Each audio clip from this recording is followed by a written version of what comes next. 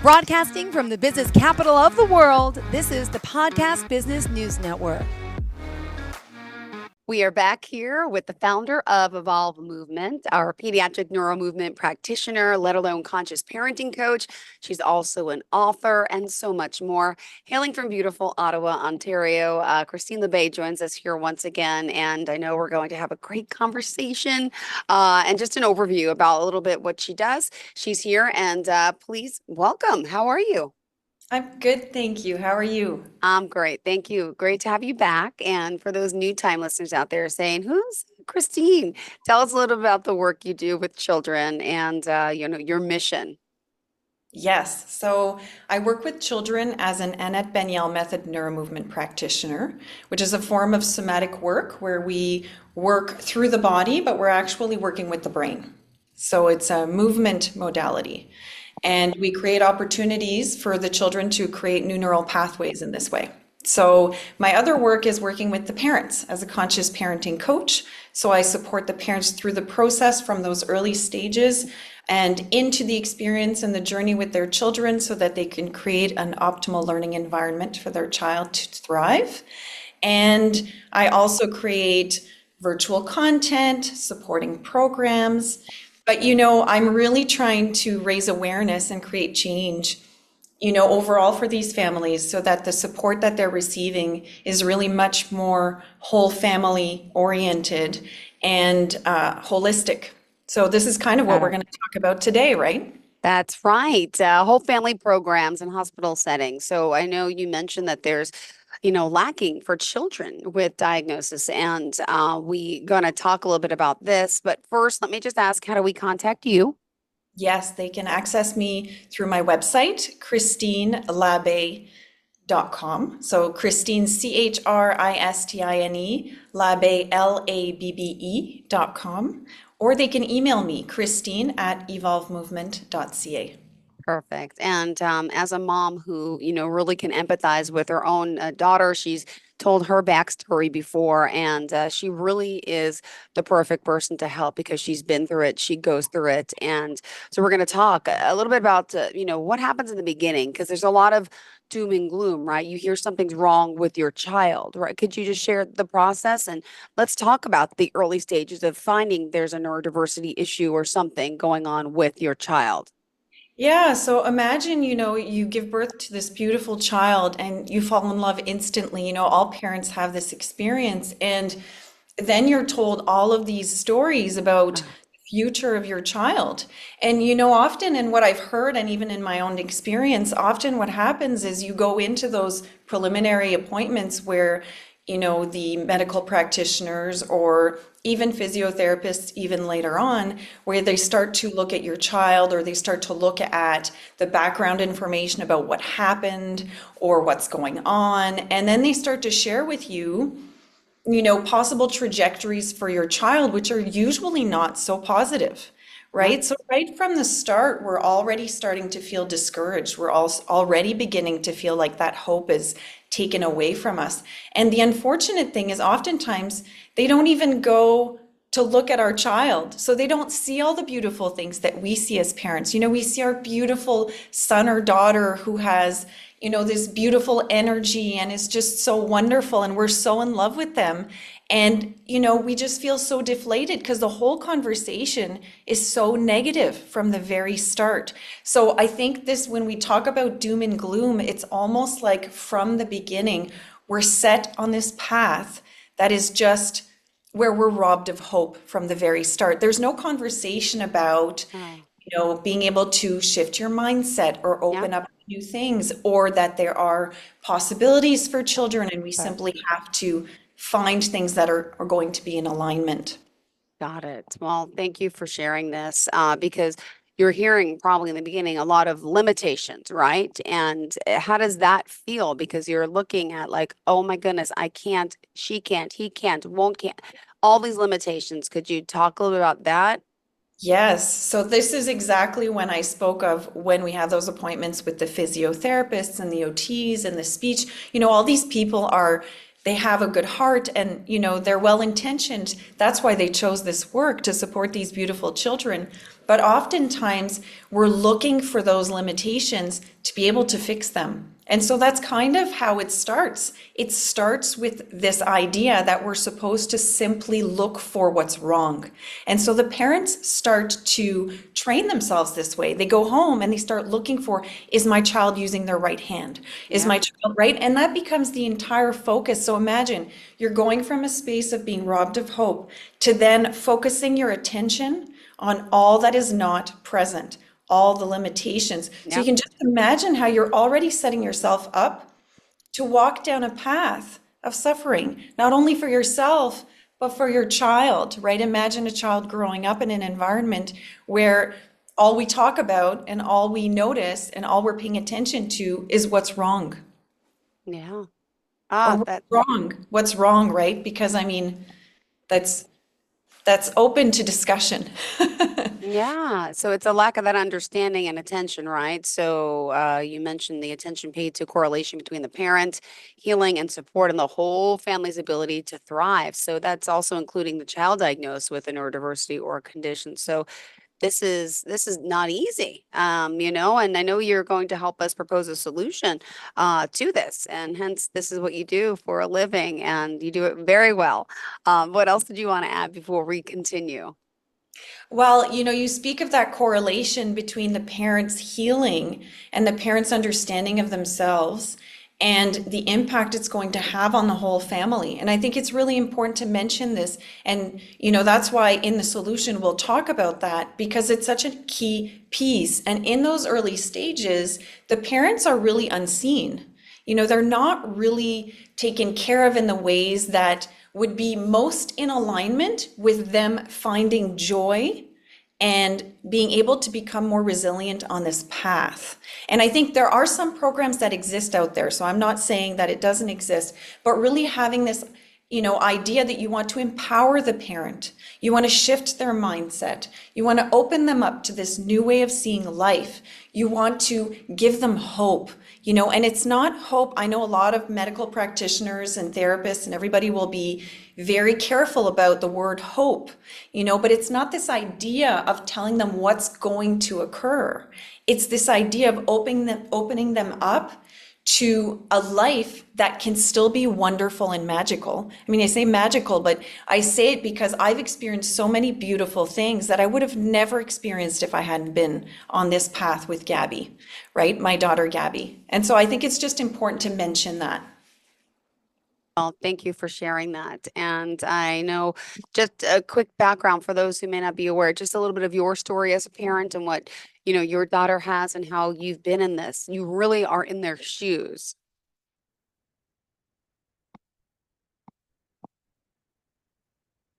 Are you with us? Hi. Hello, my friend. Think we lost each other. Little freezy freeze. Hello? Hi, sorry, you froze. You I'm froze so too. sorry. Yes, yes, yes. And I just got, yeah, it happens. Well, so sorry. I was just asking a little bit about your background with Gabby, just so that, new time listeners know about, your situation with your daughter. Of course. So my daughter has Rett syndrome, and so I've been down this path, so I understand it firsthand, but I also understand those early stages and the pain that we can go through and how it's very difficult to move through that pain when you don't understand what you're experiencing. And I think this is where that lack of support to help the parent understand that their suffering is not actually 100% what's happening with the child, that the experience with the child actually brings up a lot of old stuff that was already there. It's simply bringing it to the surface. When we experience something very traumatic or something that is very painful, sometimes it can bring up so many other things that are totally unrelated, Yeah. right? So parents begin to drown in that pain and they start to suppress feelings, which is something that I did as well. And I feel that if parents were supported from the very start, not only would it be best in terms of creating that positive environment for the child, but would also support those parents through understanding what they're feeling so that they become better supports for the children. They have a better sense Got it. how to create that environment for them to thrive. Good. Well, thank you for sharing that. And let's talk more about now the work you're doing to help, if you don't mind. And I know you want to start talking in regards to positive influence, and where did you want to begin? Sure. Well, the positive influence really comes from the parent. But for a parent to be able to positively influence their neurodiverse child or their child that has high medical needs, they need to start with themselves, right? Because it's all about what we're modeling as Yeah. parents. You know, how are we moving through chaos? How are we moving through difficult times? How are we navigating through our own feelings? You know, how much self-compassion do we have for ourselves? How much do we love ourselves?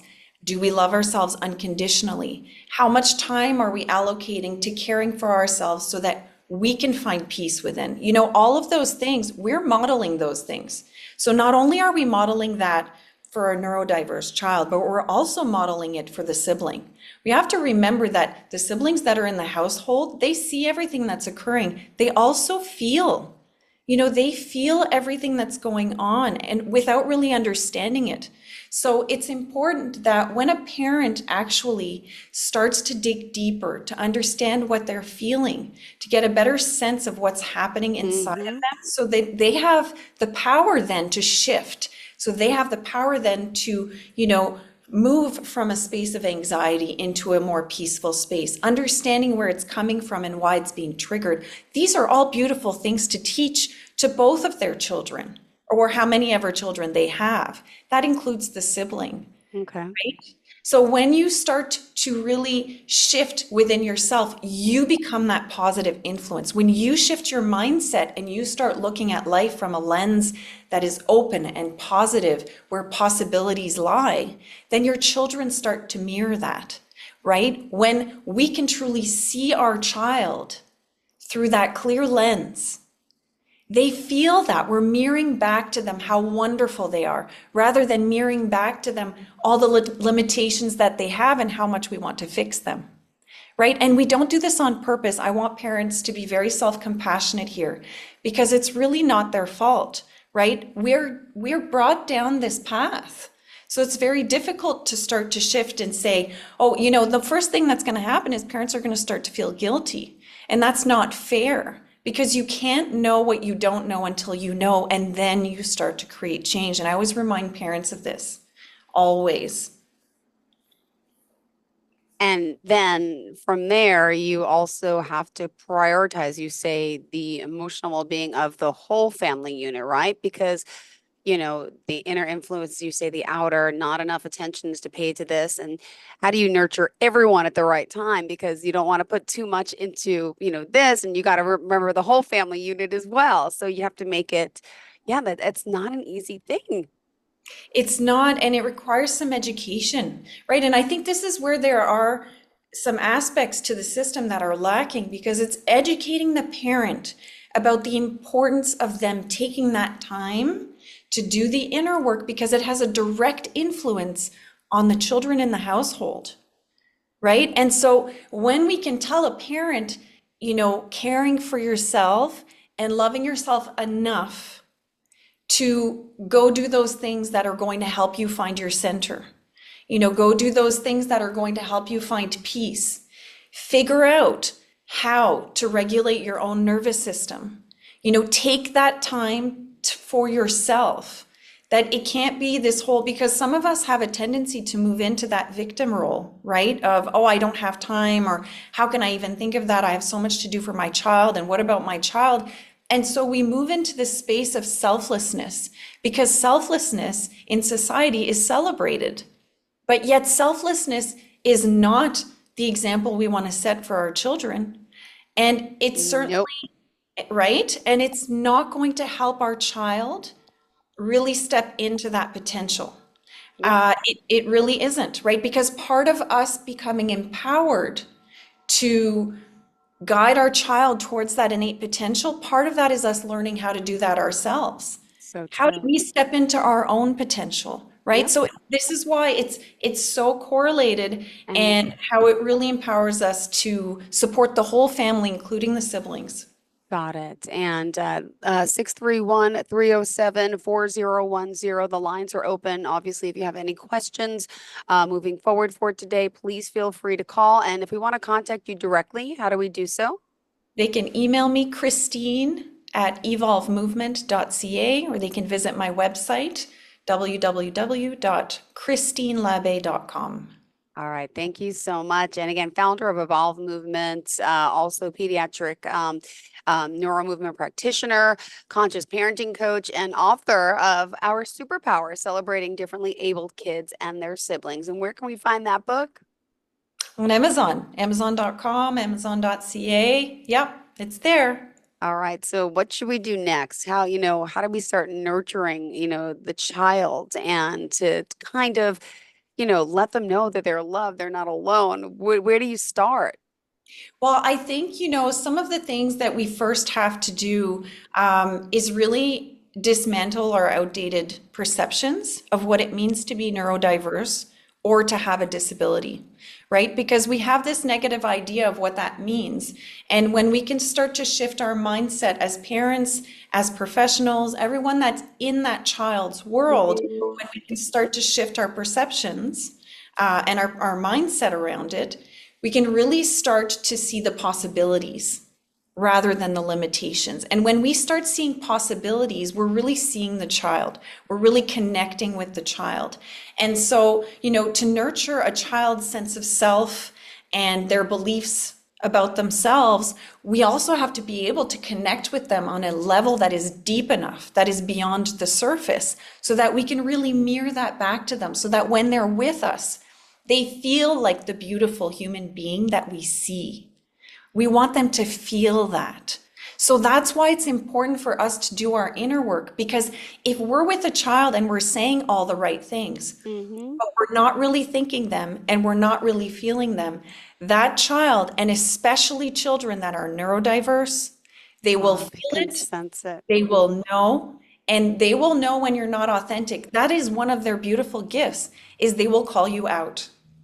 They will call you out. But when you are authentic and when you are in that space where you know who you are and you're living from your heart space, that connection with those kids will happen immediately because they feel seen, they feel heard, they feel valued and celebrated exactly as they are. And that's what they need. But we need to get past our own limited view of them first, Yep. right? This is it, is we're so focused on the kids. But Mm-hmm. there's nothing wrong with these kids. They're just different.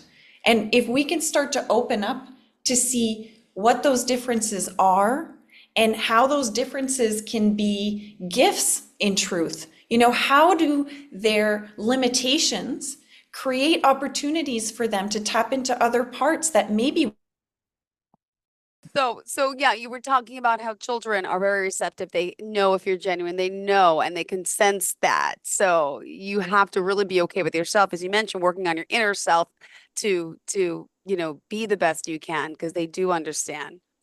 Yeah, and it's this idea that if we're to see possibilities within a child, we have to see possibilities within ourselves. We really need to begin to expand and to move beyond what we can see physically. All of the, and when I talk about dismantling outdated perceptions and belief systems and really moving past that conditioning, is to open up to this new way of Yeah. thinking. Because even for ourselves, we're not Yeah. functioning at our, high in our highest potential unless we really start to dig deeper, because it's so much beyond what we can do. So without being able to go into that within ourselves, you can't see it in another person. You simply can't see it. And the children will know the people who are doing that work and those that are not doing that work. It's instant. It's instant. The connection is instant. I only say this because of experience, I love that smile on your face. Clearly, I could see it in your eyes. And that's, what needs to happen. So you got to work on yourself. How does this work? You're talking about creating like an environment of hope for these families, not the opposite. And, you know, share a little bit about the work that you're doing and how this correlates, how you're helping families get through this. Well, I think, usually the focus is on the grief and on, how you're dealing with with the news and all of this. And I feel like, sure, we need to go there. It's important to go there and grieve what we thought would be, right? Because that's part of releasing something to open up to something new, to allow something new to come in. The issue with the current system is that they linger there. And so there's never really this step into this new space. And I think part of it is because, and it's not any of their fault, but many of these people that are supporting these families, they don't know what it feels like to step into this space of embracing the journey and really understanding how much of an opportunity it is to expand. It's very difficult for them to know. How could they know? Right? And so I feel it's important for even professionals out there to be educated about what is possible for these families. And so to empower these professionals to understand how to connect with them. So even to understand when they're sharing a message with a parent, where is that parent? How is that parent going to receive that message? How are they going to perceive it in this stage, right? This is all important. The work with the parents is really this beautiful, safe space. These parents have to be able to talk about what they're going through. A lot of them feel shame for some of the feelings that they have, but it's important to move through those feelings. They feel sad that their child is in a certain way or, has a certain diagnosis, and then they feel shame for feeling those things, or they feel guilty a lot of the time. It's important to talk about that and to really dig deeper and to understand where is it coming from, and having that self-compassion and understand that it's so understandable for us to experience these feelings because of the conditioning we've had, because of the beliefs that have been imposed on us. All this to say, there's so much that can be done with these parents so that they really start to love themselves more and give themselves a big hug, because this is hard. It's hard, but at the same time, it's a beautiful opportunity to start really opening up. Hold on one second. Hello. Hello, Hi, how are you hello. doing today? Hi, good. Hi, welcome to the show. Who's this? My name's Chris. Hi, I have a Chris. question. Sure, you are live on the line. Just want to let you know, ask anything. Again, as you hear, we're joined by Christine LeBay. What would you like to ask? Okay, well, I'll just give a quick background. My son is disabled and has a habit of running out of the house. So we've tried to safeguard our home, but as he gets older, it becomes increasingly more difficult. I was wondering if you have any advice on how to keep him safe. Well, a quick answer, and the first thing that comes to me right now is getting a better sense of why he might be running away from home. What is it about what's outside the home that interests him? Or, are there specific times where he's running out of the home? Oh, that's a good question. It's usually in the afternoon. I think maybe he's interested what's going on outside of the house. Does he get many opportunities to go outside and explore what's out there? Yes, he does. He does, but I think maybe he's just excited with going outside. He just likes to be outside. Yeah, I guess that's what it could be. So I think, is he verbal? Is he able to express himself and have a conversation, or is he nonverbal? He's on the more on the nonverbal side. And do you have any devices to communicate with him? Not really. I mean, are there devices out there? I'm not that sure. So, this is one of the things is sometimes when our children are nonverbal, and I understand this because mine is as well, is we have to find different ways to communicate with our kids to get a better understanding of what their needs are. And so, what your son is doing is demonstrating a definite need and desire to be outside. And so it's important to start looking at why he might want to be outside and to start finding different ways to communicate with them so you can learn more about what it is from outside that he likes, because you might be able to bring some of those elements inside. Part of the things that I teach parents is to really observe their children. You really want to get curious, observe them, look at what they're interested in, look at what lights them up, what gets them excited, and when you bring him, so say you have a planned visit outside and you see what he's drawn to, what he's interested in, start taking notes and start talking to him and start telling him, I can see that you're so interested in this, or that this really gets you excited. Why don't we try? And then you can try some type of option to bring that inside. If he's drawn, I'm going to give an example just because we don't have much time to dig deeper, because normally I would dig deeper and start to, empower you to start to try different things at home. But, what if he was really interested in flowers, for example? If you found out that he really loved flowers and colors, and you could propose that maybe you could create a garden in the backyard, and that he could choose the flowers that would be there, and that he could go and visit his, creative flower arrangement. This is one example, but there are different ways that you can fill the need without restricting the child from filling that need, because he's clearly wanting to go outside. So it's finding out why and how you can find this way to co-create, filling his needs, but also for you to make sure that he stays safe. Does that help? Oh, yes, it does. I really appreciate it. You're welcome. You're welcome. Thank you so much for sharing that. And thank you for, calling today. If you have any questions, if you want to reach out to her further, Christine, one more time, tell us how we can reach you. And thank you so much for the call. Yes, they can reach me on my website, www.christinelabe.com, or email christine@evolvemovement.ca. Perfect. Thank you so much. And in closing today, how did you want to leave off for our listeners?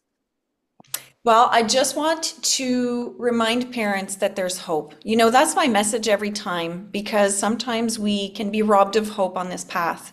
And hope is really important, not only for ourselves, but also for our kids, because there's so much more out there for them.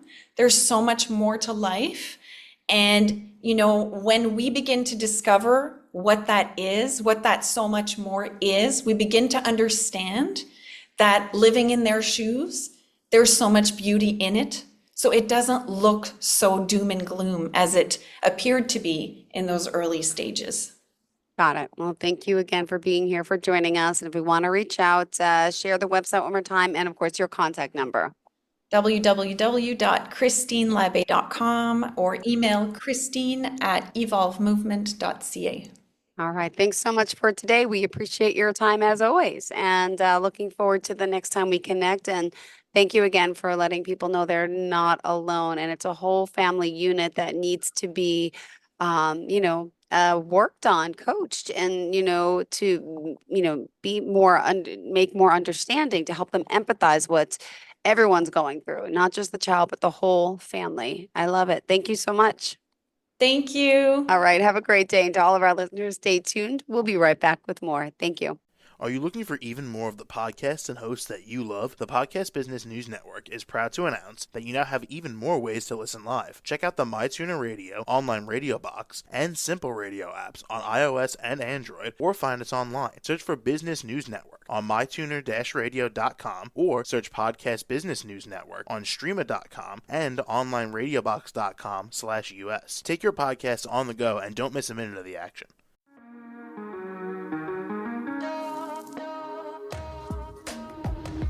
Broadcasting from the business capital of the world, this is the Podcast Business News Network.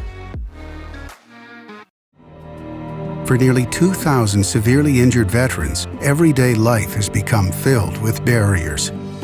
Day-to-day simple tasks can become pretty daunting. I have to carry my chair up 2 flights of steps or have somebody do it for me. What scares me the most is just the falling. When I'm struggling with my house, I think, to have that one great barrier just knocked down, it's crucial. Home for Our Troops is a wonderful nonprofit that builds a mortgage-free, fully adaptive, handicap-accessible house. And there's no catch. It'll be our very first home that we've ever owned. This is a game changer. This is where your life begins again. We need you to join us in completing this important mission. Please visit hfotusa.org and help build homes and rebuild lives. Because of you, everything's going to be okay.